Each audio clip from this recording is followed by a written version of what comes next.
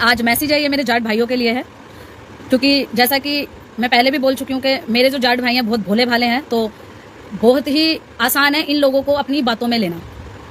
मेरा नाम पूजा शर्मा है और मुझे पता है बहुत से लोग आएंगे जो ये बोलेंगे कि मेरी जाति दूसरी है, मैं तो ये हूँ, मैं तो वो हूँ। तो ये रहा जी मेरा आधार कार्ड, मेरा आधार कार्ड देख लीजिए। तो मेरे जाट भाइयों, पहली बात कि जाट एक मार्शल कौम है। जाट वो कौम है जो भारत देश के वो मेडल दिलाने के लिए आए, जिसके खून से इस देश का इतिहास लिखा गया, वो है जाट। जिसने इस देश को मेडल दिलाया वो है जाट। जाट बहुत ही भोला भाला है और जाट को बहुत ही आसान है अपनी बातों में लेना। यहाँ पर मैं बात कर रही हूँ नू और मेवात दंगों की, जिसमें जाटों से जो हमारे हिंदू संगठन है, बहुत से आरएसएस है और ये तुम्हारा बजरंग दल है और भी हिंदू संगठन है, जो हमारे जाटों से अपील कर रहे हैं कि वो इन दंगों में उतरे। तो मेरे भाइयों, मेरे जाट भाइयों, बहुत ही भोले हो तुम, इनकी बातों में मत आना। ये 2024 का प्रोपगंडा है, बाद में सारा इल्जाम तुम्हारे सर थोप दिया जाएगा। जैसा कि 2013 के मुजफ्फरनगर दंगे, 2016 का जाट आरक्षण, 2021 का किसान आंदोलन और अभी हाल ही में 2023 का महिला पहलवानों का आरक्षण, ठीक है, ये सारा थोप दिया जाएगा मेरे जाट भाइयों के ऊपर। क्योंकि जब 2013 के अंदर दंगे हुए मुजफ्फरनगर में, तो तुम सिर्फ जाट थे, तुम हिंदू नहीं थे, ठीक है। 2016 में जो जाट आरक्षण हुआ, जिसके अंदर कई बरादरियां शामिल थी, बाद में वो जाटों के ऊपर थोप दिया गया आरक्षण, सिर्फ जाटों के ऊपर ही थोप कर, और उसको जाट आरक्षण नाम दिया गया। उस वक्त तुम हिंदू नहीं थे, तुम सिर्फ जाट थे। 2021 में जो किसान आंदोलन हुआ था, वो किसान आंदोलन नहीं था, वो जाटों का आंदोलन था। तो तुम जाट थे ना, तो तुम हिंदू थे और ना ही तुम किसान थे, तुम थे जाट। 2023 के अंदर महिला पहलवान जो अभी बैठी थी हमारे देश की, वो आन बान शान जाटों की वो बच्चियां, किसानों की वो बच्चियां जिन्होंने इस देश को गोल्ड मेडल जिताया, वो जाटों की बच्चियां थी, वो महिलाएं नहीं थी। तो जाट जो है ना, ये एक इमोशनल कौम है, भोली भाली कौम है। तो इसको बहुत ही आसान है जाट कौम को अपनी बातों में लेना। इतने मतलब भारत में इतनी जगहों पे मैं घूमी हूँ, मेरे को तो किसी मुसलमान ने चोट नहीं पहुंचाई, या मेरे जाट भाइयों को किसी मुसलमान ने चोट नहीं पहुंचाई। जब तुम किसी के एरिया में जाकर ये बोलकर जाओगे कि तुम्हारा जीजा आ रहा है, तो तुम्हें छोड़ देगा, वो तुम्हें छोड़ देगा, वो तुम्हारा ऐसे ही स्वागत करेगा। 1947 के बाद पहला दंगा हुआ है मेवात में, और वो वही मेवात है कि जब मुगल आ रहे थे तो उन्होंने उनको खदेड़ा था। मेवात में मुगलों की हिम्मत नहीं हुई थी कि वो वहां पर पैर रख दें, और आज वहां पर दंगे हो रहे हैं। कितने मैं एक सनातनी हूँ, मेरा नाम पूजा शर्मा है और मेरा गोत्र है वशिष्ठ। और जैसा कि मैं पहले बोल चुकी हूँ, बहुत से लोग आएंगे जो बोलेंगे मैं तो हिंदू ही नहीं हूँ जी। तो ये रहा मेरा आधार कार्ड, पूजा शर्मा नाम है मेरा, गोत्र है मेरा वशिष्ठ, ब्राह्मण हूँ, किसान की बच्ची हूँ। मैं भी सनातनी हूँ, मुझे तो किसी मुसलमान ने मेरी गर्दन नहीं काटी, मेरे को तो किसी मुसलमान ने गाली नहीं दी। तुम ये जो 4-6 हैं, ये आरएसएस, ये हिंदू संगठन, ये बजरंग दल, सिर्फ इनको ही जहां ये जाते हैं वहीं मुसलमानों के दंगे होते हैं जी, हिंदू मुसलमान के, और कहीं हिंदू मुसलमान के दंगे नहीं होते। मुझे समझ में नहीं आ रहा, 800 साल मुगल शासन कर गए तब ये देश खतरे में नहीं आया, 300 साल अंग्रेज यहाँ पे शासन कर गए तब ये देश खतरे में नहीं आया। ये पूरे का पूरा देश 2014 के बाद बीजेपी सरकार के आने के बाद खतरे में आ गया। और जितने भी हमारे हिंदू सनातनी है ना, सारे वेंटिलेटर पे लेटे हुए, सांसों के लिए एक एक कड़ियां गिन रहे, हाय हमें सांस नहीं आ रही, हाय हमें सांस नहीं आ रही। मुझे तो ये समझ में नहीं आता। और इस प्रोपगंडे के बीच में मेरे जाट भाइयों, मैं फिर बार बार खासकर मेरे जो नम्र निवेदन कर रही हूँ ना, मेरी जाट कौम के जो युवा भाई है ना, मैं उनसे कर रही हूँ, ये प्रोपगंडा है। याद रखना 2013 के अंदर जो मुजफ्फरनगर दंगे हुए थे, तुम जाट थे, तुम हिंदू नहीं थे। 2016 के अंदर जब जाट आरक्षण हुआ था, हालांकि वो जाट आरक्षण नहीं था, उसके अंदर बहुत सी बिरादरियों ने हस्तक्षेप किया था, लेकिन सारा ढीकरा फोड़ दिया गया जाटों के ऊपर, जाट आरक्षण, जिसके अंदर पता नहीं कितने मेरे जाट भाइयों को मार दिया गया, कितने मेरे जाट भाई SC/ST एक्ट में अभी तक जेलों में सड़ रहे हैं। तो तुम जाट थे। जाट एक मार्शल कौम है, महापुरुषों की कौम है, जिन्होंने इस देश की आजादी, भारत देश की आजादी जाटों के खून से लिखी गई है, वो है जाट। इस देश को 99% अगर मेडल जिताए हैं, देश का नाम रोशन करा है, वो है जाट। बॉर्डरों पे जाट, इस देश की सबसे पुरानी आर्मी जाट रेजिमेंट, वो है जाट। तो तुम मेरे देश को आगे बढ़ाने के लिए हो, तुम मेरे देश की रक्षा करने के लिए हो, तुम्हारा काम हिंदू मुस्लिम के झगड़े में पड़ने का नहीं है। मैं फिर बार बार कह रही हूँ, तुम हिंदू हो ही नहीं, तुम तो जाट हो। तुम्हें आज मतलब इनका काम पड़ा, ये मोनू माने सर, जो कि इस तरीके की वीडियो डालकर मुंह में पैर रखा, मेवात में इनने पैर रखा। वैसे तो ये बहुत चौधरी बना फिरता था, सीना चौड़ा करके फिरता था, अब कहाँ हवा खिसक गई।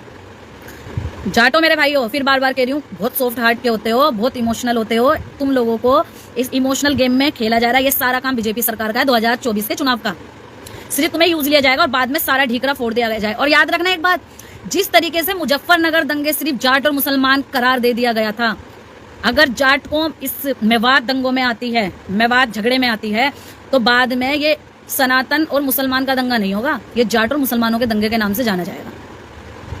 क्योंकि इनका यही काम है। मैं पूछती हूँ कितने बीजेपी के नेताओं के बच्चे ऐसे झगड़ों में आते हैं। और सुनिए, ये जितने बजरंग दल हैं, ये जितने हिंदू संगठन है, जितने आरएसएस वाले हैं, इन सबको आती है फंडिंग बीजेपी सरकार से। तो इनका तो काम है जी, हिंदू खतरे में डालो और वोट बैंक बढ़ाओ, हिंदू खतरे में डालो और राजनीति खेल जाओ, हिंदू खतरे में डालो और प्रधानमंत्री बन जाओ।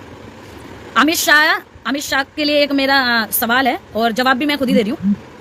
अमित शाह जी, आपने अपने बेटे के हाथ में कलावा और माथे पे तिलक लगाकर दंगों में क्यों नहीं भेजा? और मैं अपने देश के प्रधानमंत्री जी की क्या बात करूं, उनके तो बस की बच्चे ही पैदा करना नहीं था, अपनी बीबी छोड़कर बैठे हैं। ये जितने भी दल्ले बैठे हुए हैं ना बीजेपी के, मैं उनको एक बात पहुंचाना चाहती हूँ, एक मैसेज पहुंचाना चाहती हूँ। और भाइयों, इस वीडियो को शेयर करते जाना, उन लोगों तक पहुंचा देना इस वीडियो को। और उन लोगों तक पहुंचाओ या मत पहुंचाओ, मेरे जाट भाइयों तक जरूर पहुंचा देना। जाट एक मार्शल कौम है जिनने महापुरुषों को जन्म दिया है। इस देश की मिट्टी में जाट का खून शामिल है, इस देश की आजादी में जाट का खून शामिल है। जाट एक मार्शल कौम है जो इस देश को मेडल जिताने के लिए है, इस देश को आगे बढ़ाने के लिए, इस देश का नाम रोशन करने के लिए। जाटों का काम हिंदू मुस्लिम के दंगों में पड़ने का नहीं है। ये प्रोपगंडा खेला जा रहा है। मेरे जाट भाइयों, जाट कौम के मैं युवाओं से अनुरोध करना चाहूंगी कि इस आंदोलन में या इस दंगों में कूदना मत। बाद में सिर्फ इस लड़ाई को, इस झगड़े को जाट और मुसलमान का नाम दे दिया जाएगा और कुछ नहीं होगा।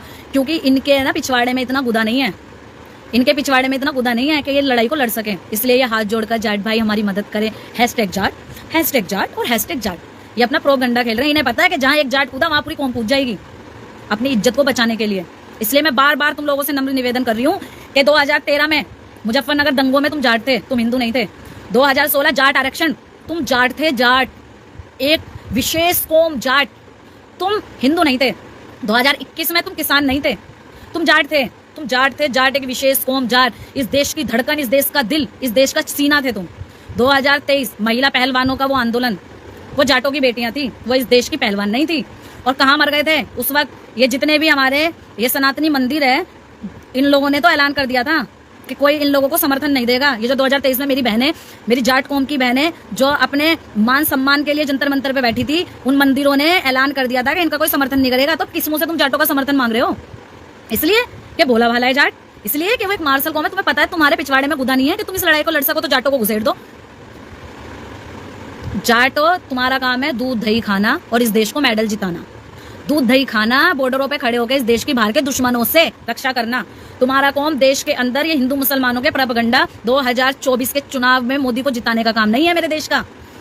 मेरे देश के जाट का इस देश को आगे बढ़ाने का काम है और कुछ नहीं है। और एक और सवाल है मेरा ये हिंदू संगठनों से कि जब तुम्हारे बस की लड़ाई लड़ना नहीं होती कि तुम क्यों अपने फूफाओं को छेड़ लेते हो, ये बताओ। और फिर क्यों अपने बाप के आगे हाथ जोड़ते हो कि मेरे जाट भाइयों, मेरे पिताजी, मेरे बापूजी हमारा साथ दो। जब तुम्हारे बस की कुछ होता नहीं है तो क्यों इतनी तूल में आते हो कि हम ये कर देंगे, हम वो कर देंगे। पता चल गया तुम्हारे पिछवाड़े का गुदा तुम्हारे अंदर कितना है।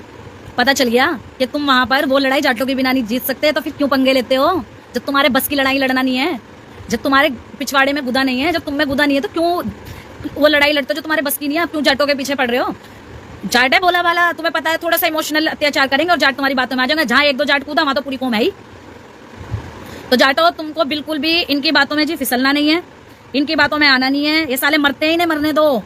क्योंकि सुनिए, सच्चा सनातनी जो सच्चा सनातन धर्म को मानता है वो दंगे नहीं करता। मैं भी सनातनी हूँ, मेरा भी नाम पूजा शर्मा है, मेरा गोत्र वशिष्ठ है, मैं ब्राह्मण हूँ।